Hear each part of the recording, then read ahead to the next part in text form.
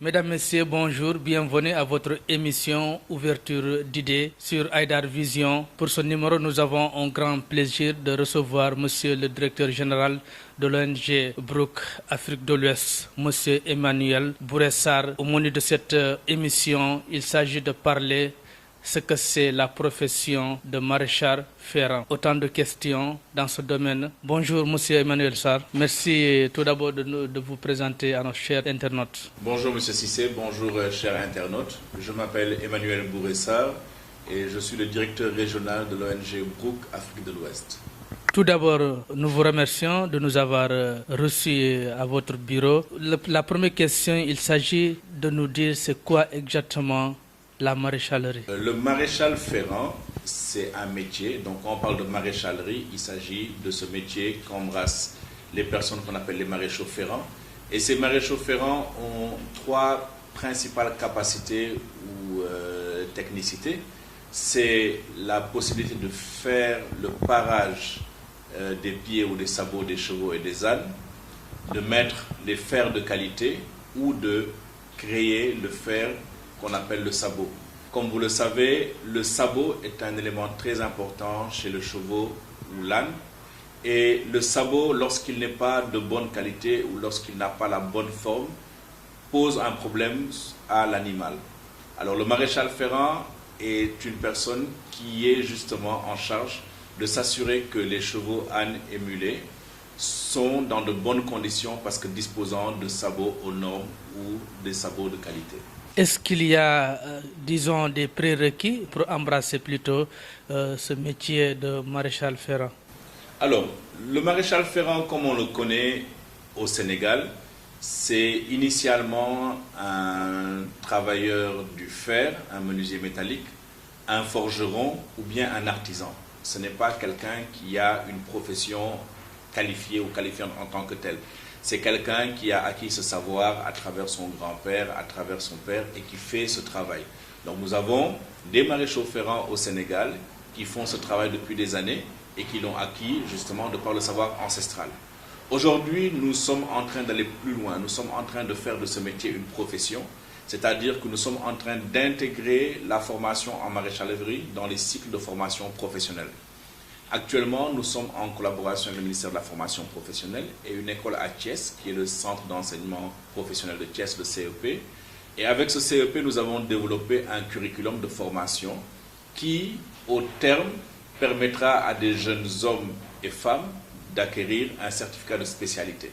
Donc, je pense que le premier critère, c'est l'amour de ce travail, l'amour d'embrasser une nouvelle profession.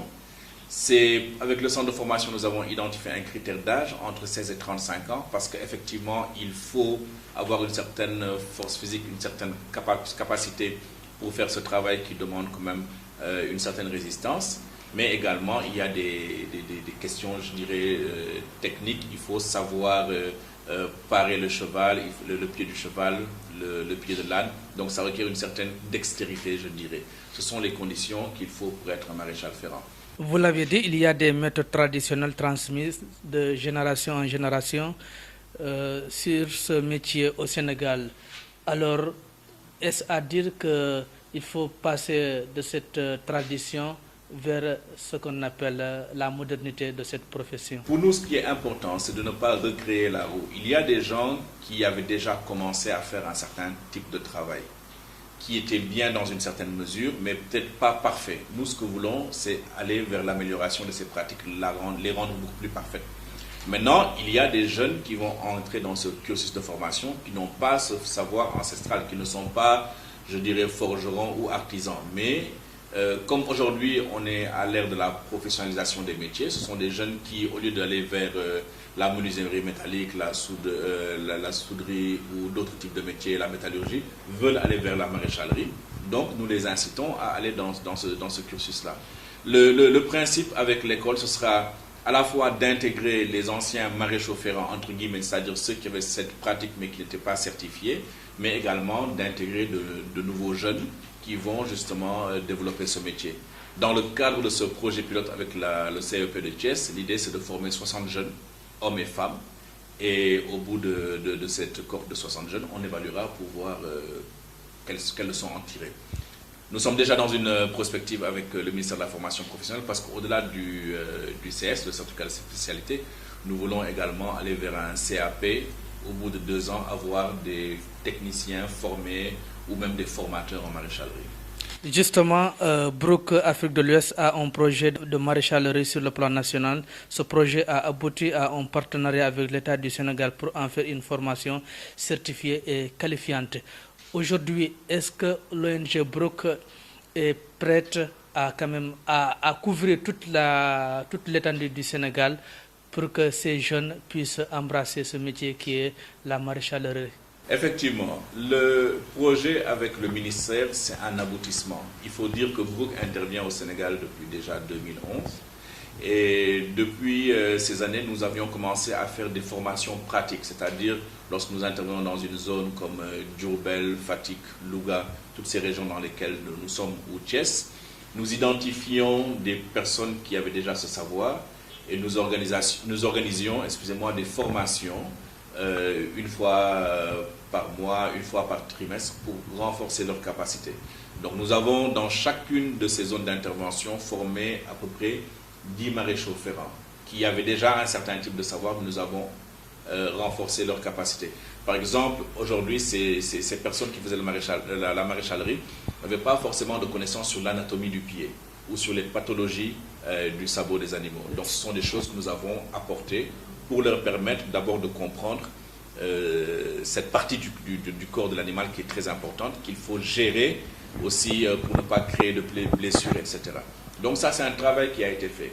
Ensuite, nous avons eu, en collaboration avec une autre organisation et le ministère de l'Élevage, à former sur une base annuelle des groupes de jeunes sur 8 semaines à la maréchalerie.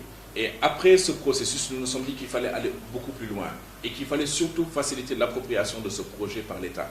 Au lieu que ce soit seulement un groupe, une ONG qui vienne soutenir, il faudrait que l'État s'approprie de ce processus. Est-ce que l'État s'est déjà approprié? Nous avons commencé justement le développement du curriculum avec le ministère de la Formation professionnelle. Ce curriculum a été développé pour aboutir à un certificat de spécialité de 6 mois. Depuis combien de temps? C'est l'année dernière, en 2020, que nous avons travaillé sur le curriculum, qui nous a pris à peu près 6 mois d'élaboration sur plusieurs ateliers. Et aujourd'hui, le curriculum, il est développé et il est mis à la disposition du CEP. Donc là, on parle d'appropriation du gouvernement et de l'État. Et de plus en plus, on va aller vers la délégation. Parce qu'aujourd'hui, ce qui se passe, c'est que ce projet avec le CEP est en partie financé par le 3FPT, qui est le fonds de promotion justement pour la formation professionnelle.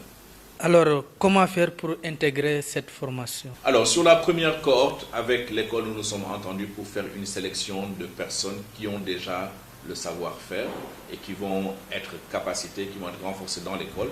Ensuite, le CEP définira des critères, certainement comme ceux que je vous ai énoncés. Mesdames, Messieurs, je vous rappelle que vous êtes en train de suivre votre émission Ouverture d'idées avec Monsieur Emmanuel Bouressal, directeur général de l'ONG Brooke Afrique de l'Ouest. Monsieur Sarr, cette profession qui est la maréchalerie n'est pas bien connue au Sénégal. Pourquoi? La maréchalerie, effectivement, n'est pas bien connue au Sénégal parce que, justement, elle concerne une catégorie d'animaux qui n'est pas forcément considérée. On parle des chevaux, des ânes et des mulets. Le maréchal ferrant peut intervenir sur les équidés comme sur les bovidés. Mais aujourd'hui, quand on parle de Olatkat, comme on les appelle en Wolof, il s'agit surtout de ceux qui font ce travail pour les chevaux, les ânes et les mulets. Et comme ces animaux ne sont pas réellement pris en compte ni dans les programmes, ni dans les pratiques, dans les projets de développement, ni dans les politiques, je pense que ça a aussi un impact sur la visibilité de cette catégorie de travailleurs. Mais aujourd'hui, justement, c'est là l'intérêt de la professionnalisation du métier de maréchal ferrant, parce que ça sort justement de l'ombre cette catégorie qui est très importante et ça développe une profession. Donc, le maréchal ferrant qui avant n'était pas forcément connu ou considéré parce qu'il avait des outils traditionnels, parce qu'il avait un savoir-faire traditionnel, aujourd'hui va être reconnu parce que déjà dans son accoutrement ou dans son habillement, il y a quelque chose qui change, parce qu'aujourd'hui, ceux qu'on a formés sont dotés d'équipements, d'outils de qualité, d'outils qui ne blessent pas les animaux, parce que c'est très important. Mais également, dans le cadre de la formation que nous faisons, ces personnes vont être renforcées dans le domaine de la communication, dans le domaine de la santé, la connaissance des pathologies des animaux, mais on va également renforcer leur connaissance entrepreneuriale pour leur permettre de développer un business à partir de ce travail de maréchal ferrant. Développer cette profession est aussi un réceptacle pour absorber le taux de chômage, le manque d'emploi au Sénégal. Tout à fait, et je pense que notre approche rentre totalement dans les approches gouvernementales. Quand on parle du plan Sénégal émergent, la formation professionnelle est un élément important et nous apportons une réponse, en tout cas Brooke apporte sa contribution dans ce plan à travers le développement de cette nouvelle formation, de cette nouvelle profession, parce que vous le savez, il y a des professions très traditionnelles que l'on retrouve à chaque fois qu'il y a un centre de formation professionnelle qui s'ouvre. Mais aujourd'hui, je pense que ce sera le premier centre au Sénégal et le premier centre en Afrique de l'Ouest qui va abriter la maréchalerie, qui va abriter les maréchaux ferrants. Et je pense que c'est vraiment important de le noter. Est-ce qu'on s'attend à ce que toutes les 14 régions du Sénégal aient ce centre de formation? Alors, au Sénégal, nous avons 1 million de chevaux et d'ânes. Ça veut dire 1 million d'animaux à parer. Je dirais, ça veut dire 4 millions de pieds ou 4 millions de sabots. Donc ça veut dire qu'il y a déjà du travail. Mais il y a des équidés de trait au Mali, au Burkina, etc. Ça veut dire qu'aujourd'hui, déjà, ces jeunes qui sont formés ont la possibilité de s'étendre sur le territoire national, de couvrir les zones où ces animaux sont, mais également de sortir du Sénégal et de couvrir la sous-région. Donc l'objet, ce n'est pas d'étendre le nombre d'établissements. C'est d'abord d'expérimenter un établissement pilote à Thiès et de voir si on pourra développer l'expérience avec un ou deux autres établissements. Mais je pense que ce qui est le plus important, c'est que ces jeunes qui sont formés, en sortant, soit sont recrutés dans des ateliers ou développent leurs propres ateliers et puissent s'ouvrir sur les 14 régions. Donc notre ambition, vraiment, ce sera effectivement de couvrir les 14 régions, pas à travers des établissements, mais à travers des jeunes qui ont la capacité d'ouvrir leurs propres échoppes ou leurs propres entreprises et de faire ce travail. Et je suis sûr que ceux qui seront les plus ambitieux et les plus proactifs pourront également s'étendre dans la sous-région parce que c'est un besoin réel. Aujourd'hui, nous intervenons au Burkina Faso, par exemple. Je donne un exemple. Il n'y a pas de maréchal ferrant au Burkina Faso. Il y en a certainement peut-être dans le secteur des courses hippiques, quelques personnes qui ont des capacités. Il y en a dans les escadrons montés, par exemple la gendarmerie, etc., à ces maréchaux ferrants qui sont fermés à l'extérieur. Mais aujourd'hui, les haras, les propriétaires de calèches et de charrettes ont besoin de personnes justement pour aider à ce que les sabots de leurs animaux soient en bonne forme. Y a-t-il combien de maréchaux ferrants ici au Sénégal qui sont en activité? Alors, je ne vais pas m'aventurer à donner des chiffres que je ne maîtrise pas. Nous travaillons avec 2 maréchaux ferrants depuis maintenant 5 ans qui ont été formés par une autre ONG et qui sont aujourd'hui leaders. Entre-temps, dans les formations que nous avons faites avec le ministère de l'Élevage, nous avons pu développer les capacités d'au moins 5 jeunes que nous utilisons maintenant à chaque fois que nous avons des formations, qui sont aujourd'hui des formateurs. Et parmi ces jeunes, il y a des femmes. Et je pense que c'est important de le mentionner également. Aujourd'hui, on va développer le nombre si on arrive à former les 60 jeunes au niveau de ces 60 cohortes. Et comme je l'ai dit initialement, dans chacune des régions du Sénégal, nous avons déjà commencé à former 10 personnes, ou en tout cas renforcer les capacités de 10 personnes qui avaient déjà des prédispositions. Donc je pense que ça vous donne une idée plus ou moins du nombre de maréchaux ferrants. Mais je pense qu'avec le CEP de Thiès, l'idée c'est d'avoir 60 maréchaux ferrants certifiés, qualifiés, avec un diplôme reconnu qui est un certificat de spécialité. Et sur le long terme, on pourra aller sur un CAP. C'est quoi l'importance de la maréchalerie sur un cheval ou un âne? Alors, je vais faire un parallèle avec un véhicule. Un véhicule, si le pneu est crevé, il ne roule pas. Si les 4 pneus ne fonctionnent pas, vous ne pouvez pas conduire votre véhicule. Et je dirais que c'est la même chose pour le cheval ou l'âne, parce que ce sont des animaux qui portent des charges, ce sont des animaux de trait, donc ils font de la traction ou du transport. Ils ont besoin de leurs pieds et de leurs sabots. Si les pieds et les sabots ne sont pas en bonne forme, ne sont pas, je dirais, en bonne santé, il y a problème. Quelles conséquences? Je vous donne un exemple. Aujourd'hui, si je vous offre une paire de chaussures, je vous offre une paire de 30, le pied gauche 34, le pied droit 43, vous ne pourrez pas marcher. Alors, nous voyons beaucoup de chevaux et d'ânes qui ont soit des problèmes de conformation, des problèmes de forme. Vous avez des sabots qui sont trop longs ou trop courts. Vous avez des problèmes de sabots qui font qu'au niveau des jointures, il y a des frottements et des plaies. Vous avez des problèmes de sabots parce que le maréchal ferrant a mal posé le fer sur le sabot du cheval, qui entraîne de la boiterie. Et vous verrez beaucoup d'animaux qui roulent, beaucoup de propriétaires de calèches qui sont sur leur charrette et leur calèche avec des animaux, alors que ces animaux boitillent, alors que ces animaux souffrent. Et cela peut avoir un impact sur la sécurité, justement, de la charrette ou de la calèche. D'où l'importance vraiment de préserver le sabot, de préserver le pied de ces animaux-là. C'est quoi le ferrage? Alors, vous savez, quand on a un cheval ou un âne, il y a donc le sabot qu'il faut parer. Quand on parle de parage, je devais d'abord commencer par cela, c'est s'assurer que le sabot ne soit ni trop long ni trop court et qu'il soit bien équilibré. Donc ça, c'est le parage. Et souvent, ce sont les chevaux et les ânes que l'on pare. C'est la première étape, je dirais.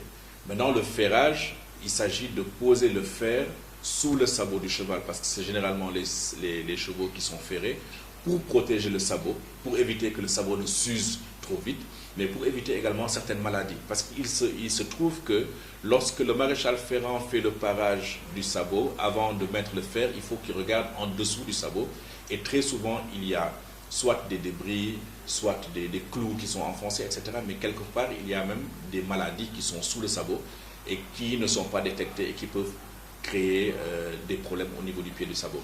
Donc le maréchal ferrant, en faisant le parage pour poser le fer, peut se rendre compte également qu'il y a des problèmes ou des maladies ou des problèmes de santé sous le sabot et il peut à ce moment-là référer l'animal au vétérinaire. Et ça, c'est un élément important parce qu'aujourd'hui, le travail que nous faisons nous a permis également de mettre en relation les vétérinaires et les maréchaux ferrants pour leur montrer que, en fait, le pied du sabot, le pied du cheval ou de l'âne est important et que quand il y a des problèmes, il faut le référer. Donc, dans les zones où nous intervenons, excusez-moi, lorsque un vétérinaire constate qu'il y a des problèmes sur un sabot d'un cheval ou d'un âne, il peut le référer à un maréchal ferrant. Et lorsque le maréchal ferrant, en faisant le parage, se rend compte qu'il y a des maladies ou il y a des plaies, etc., va référer l'animal au vétérinaire. Et à ce moment-là, le système de santé il devient un peu plus complet par rapport à cet animal-là.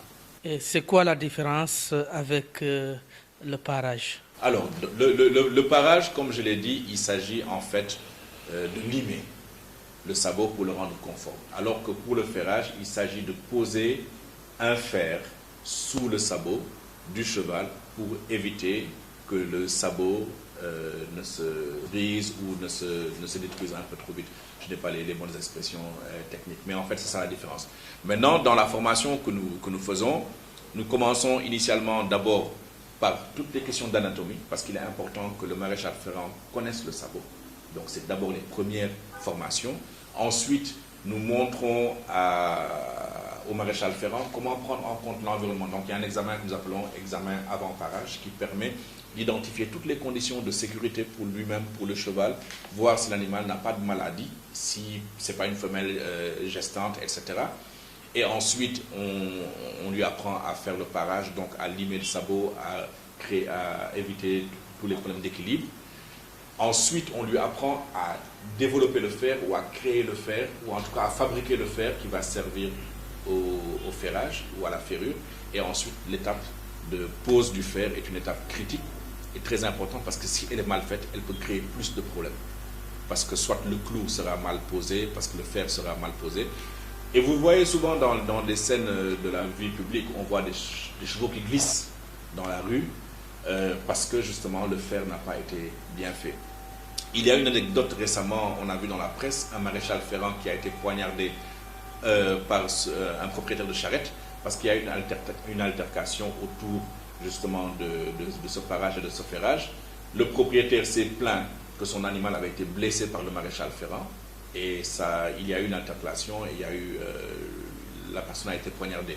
Donc justement, ce problème s'est posé parce qu'il y a un problème technique ou un problème de maîtrise du parage. Ce n'est pas n'importe qui peut faire le parage, ce n'est pas n'importe qui peut faire le ferrage. Il faut l'apprendre et il faut bien le pratiquer. C'est quoi la relation entre un vétérinaire et un maréchal ferrant? Alors, les deux acteurs jouent un rôle important dans la santé animale. Maintenant, les niveaux de formation ne sont pas les mêmes. Les vétérinaires sont formés après 6 ans ou 7 ans d'études, alors que le maréchal Ferrand, en tout cas en Afrique de l'Ouest, au Sénégal je le précise, c'est quelqu'un qui soit n'est pas formé, ou qui est formé sur une base, comme nous le sommes en train de le faire aujourd'hui, ponctuelle, sur la base d'un CAP, etc. Mais le maréchal Ferrand, traditionnellement, en Europe, c'est aussi quelqu'un qui a été formé. Et nous avons justement des maréchaux ferrants qui nous viennent de Londres, qui viennent assister nos maréchaux ferrants ici. Et ce sont des gens qui, au même titre que les vétérinaires, ont suivi une formation sur plusieurs années, une formation qualifiante qui leur permet ensuite de s'établir, de développer leur entreprise, de développer leurs propres affaires.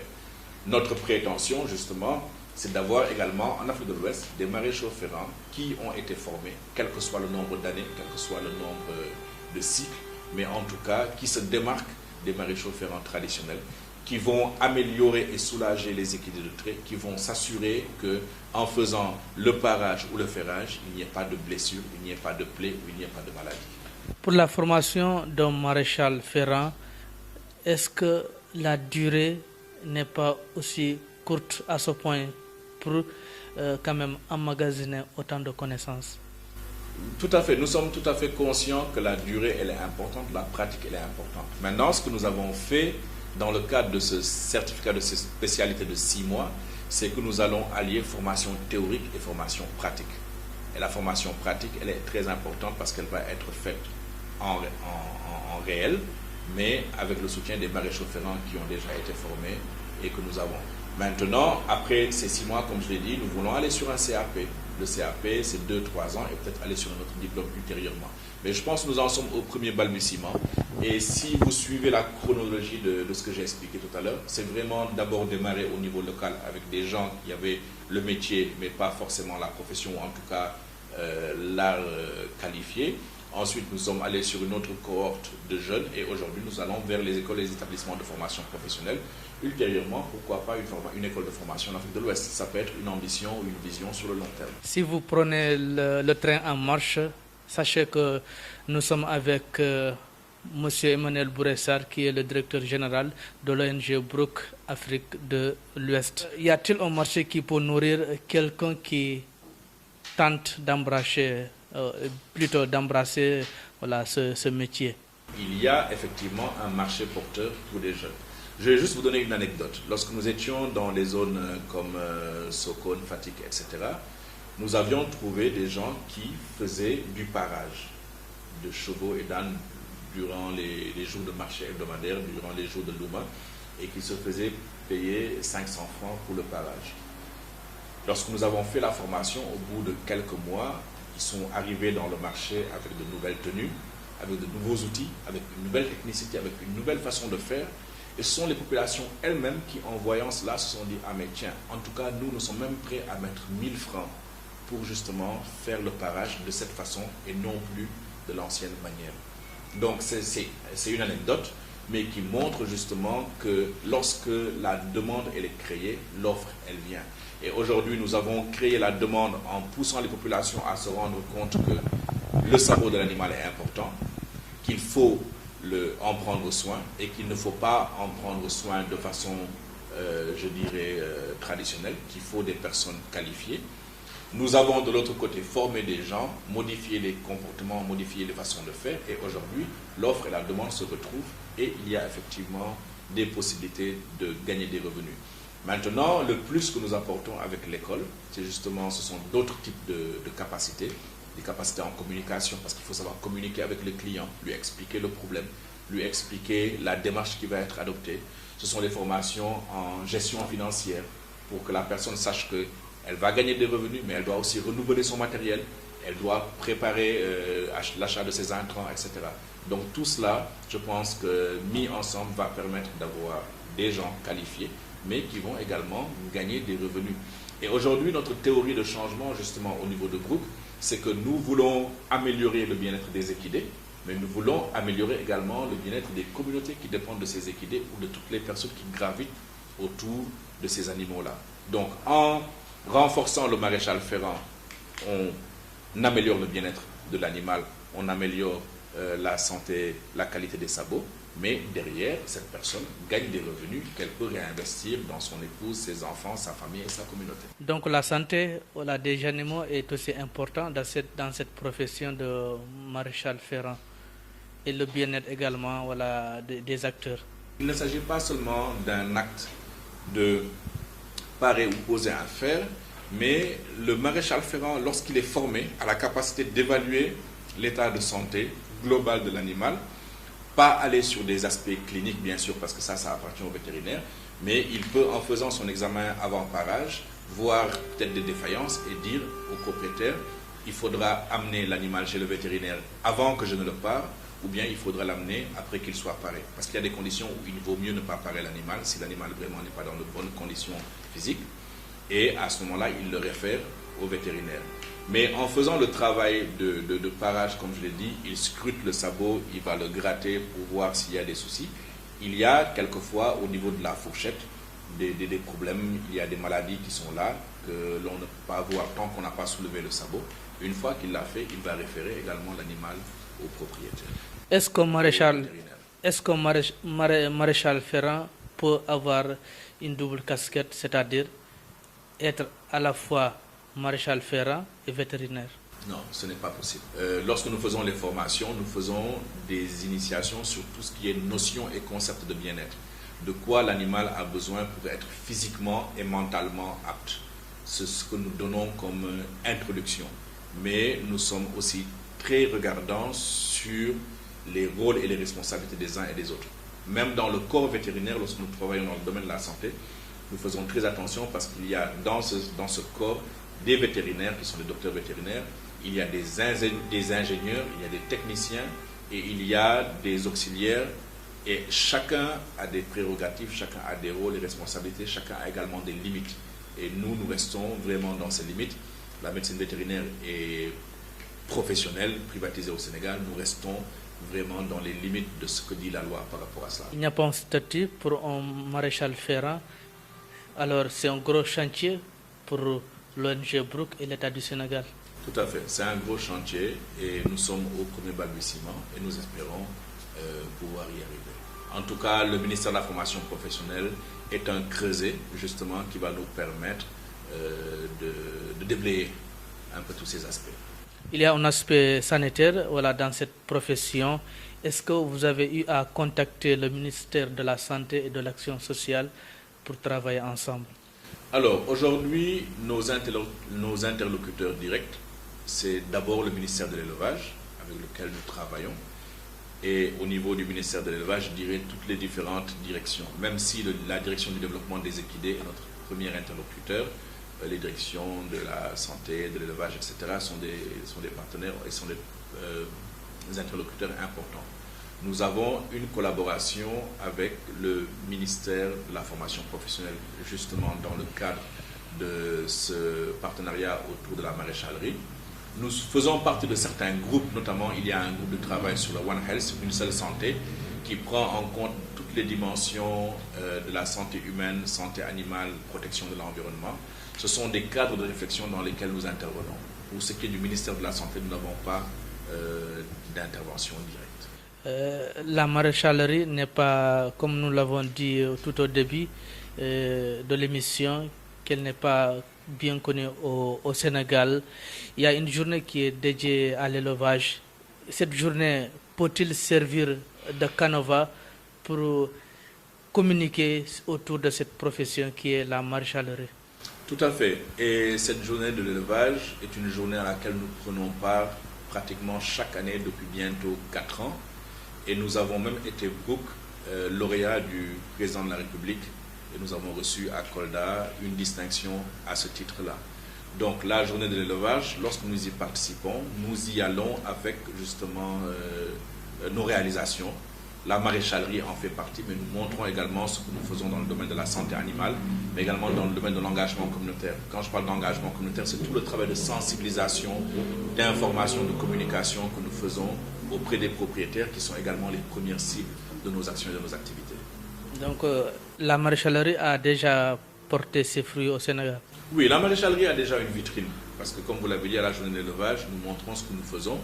Nous voyons dans les zones d'intervention également des améliorations au niveau des sabots des chevaux parce qu'il ne s'agit pas seulement de former, mais il s'agit aussi d'évaluer. Nous avons développé un outil que nous avons appelé le Malaou, en référence justement au cheval que nous connaissons tous au Sénégal. Cet outil nous permet, avec les communautés, de faire l'évaluation du bien-être de l'animal. Ce n'est pas seulement sur les sabots, mais c'est de faire l'évaluation, je dirais, de la tête à la queue de l'animal. Et avec les communautés, à chaque fois qu'on va dans une zone, on identifie les principaux problèmes. Et là où, initialement, au début de l'intervention, nous voyons beaucoup de problèmes sur les sabots, nous nous rendons compte que lorsque nous revenons après 3 mois, 6 mois, les problèmes de sabots tendent à disparaître. L'ONG Brook a récemment réceptionné un lot important de dernière génération de maréchalerie ferrant. À quoi cela va servir? Alors, c'est effectivement l'une des dernières actualités de Brook. Nous avons reçu un lot de matériel qui nous est venu de Londres. Et comme je vous disais, en Europe, la maréchalerie est un métier, est une profession. Il y a des écoles de formation professionnelle. Ici, nous avions démarré des formations, je dirais, avec du matériel de base, rudimentaire. Mais il était important, justement, d'acquérir du matériel de qualité. C'est ce que nous avons fait. Donc, ce matériel que nous avons maintenant va permettre d'améliorer la dextérité des maréchaux ferrants, va permettre de développer le fer, de fabriquer le fer qui est nécessaire pour les sabots des animaux, et va permettre justement que les maréchaux ferrants que nous formons soient aux normes des maréchaux ferrants qui sont formés à l'étranger. Monsieur Emmanuel Bouressar, nous sommes au terme de cette émission. Qu'est-ce que vous allez confier à nos très chers internautes? Je pense que le dernier mot, c'est juste de dire que le bien-être animal, c'est l'affaire de tous. Et malheureusement, la maltraitance, elle est visible, que ce soit des adultes ou des enfants. Donc je pense qu'il est important que tout un chacun prenne cette question à bras le corps pour pouvoir justement faire respecter les dispositions qui existent, parce qu'il y a des textes qui existent au niveau du Sénégal sur le bien-être animal, sur les équidés de trait. Mais je pense que d'un point de vue communautaire, nous sommes croyants et nous savons que dans les textes de la Bible ou dans le Coran, il y a des recommandations qui ont été faites pour s'occuper de ces animaux qui nous ont été confiés. Donc aujourd'hui, c'est vraiment d'en appeler à la compassion des propriétaires d'équidés, de ceux qui les utilisent également, à améliorer le bien-être de ces animaux qui sont très, très, très importants.